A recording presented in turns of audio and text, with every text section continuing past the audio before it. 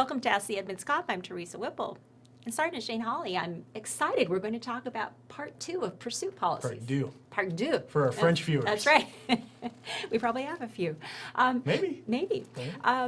So we talked in part 1 about kind of some of the basic factors that police look at for when they choose to engage in a pursuit, a high-speed pursuit, which is why we have our fancy graphic here of the new police cars. But what are some of the other things that kind of go into the equation? You know, talk about actually stopping a vehicle. I mean, this is where it comes into the television reality shows that we all watch, like, you know, shooting out tires and all that. Explain what police look at. So we call that intervention, also covered in our policy. And, you know, you kind of have to have a plan for getting the car to stop. Yes. Otherwise, you only have two options. The driver just pulls over on their own, but they've already kind of told you they're not going to do that, which is why you're engaging in this pursuit to begin with. They've taken off from you. The other couple options are they just run out of gas, and that can take a long time, especially if you're chasing that Prius, which we talked about. The other option is they run into something or somebody, and that's really not a good option for having the pursuit end. So intervention techniques, what are some ways for us to get the car stopped?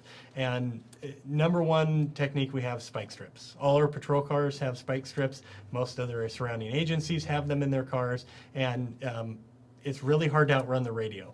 That's kind of an old saying. Right.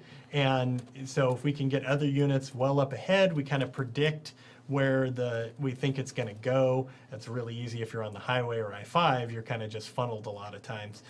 So we can predict blocks and blocks down the road, have somebody ready to throw those out. Okay. And that takes out the tires. It's hard to run on a car running on rims. It really slows things down, and a lot of times the car just ends up giving out. They're not made to run on rims. All right. Okay. So that's our most useful option. There are some other techniques that are covered, but they're really last resort type things. We're talking about ramming the car. So you just, you try and T-bone the car or run it off the road. Roadblocks, setting up patrol cars to block a roadway so that you just cannot continue.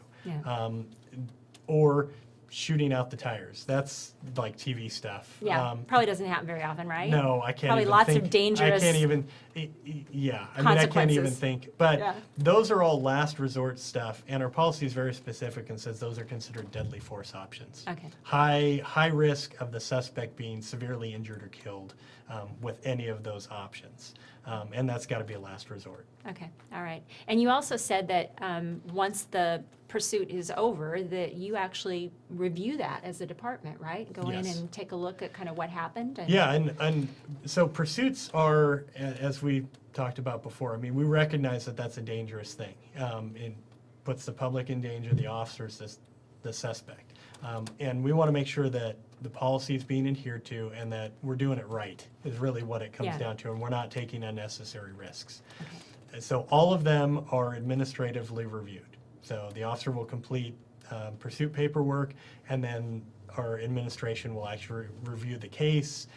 They'll look at those factors we talked about in part 1 and decide, was this a good use of the tactic, a pursuit tactic for, did it meet our policy, and is this something we want to engage in? And we keep track of them.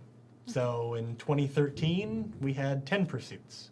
In 2014, we had 6, and in 2015, we had 3. Wow, it's going down quite a bit. It has, and we did some training, and that's part of that review. We look at, okay, are the officers making good decisions to start these, or the supervisors, looking at all those factors and determining if we should continue those or not. And we did kind of a pursuit decision-making training, and I think that's a direct result of that training, is we're just not engaging in as many pursuits. Okay, wow, good information. Yeah. I think we all learned something new today. Thank you very much. Oh, you're welcome. We'll be back again soon with another episode of Ask the Edmonds Cop.